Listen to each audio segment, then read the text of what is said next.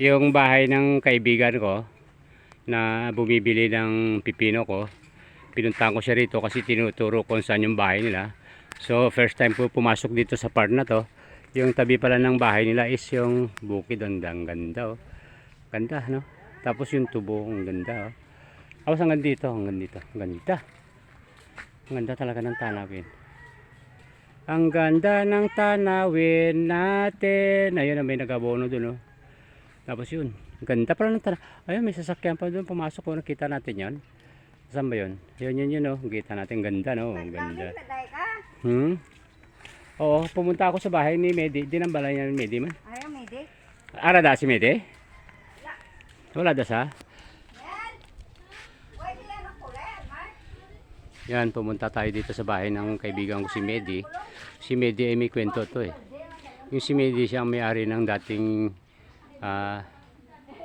taniman ng palay na kami naman ay inaarendohan namin. Arendo tawag doon sa parang ano. Tapos ito pala yung bahay niya.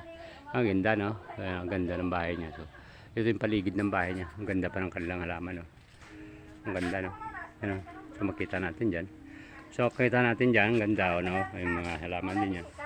Tapos tinuro sa akin. Ang dami rin pala siyang, ano? Ang dami rin pala siyang mga alagang may pato. Tapos may manok siya na cobra. Ay, hulo yata yung tawag nito, no? Hulo yung tawag nito sa manok na to.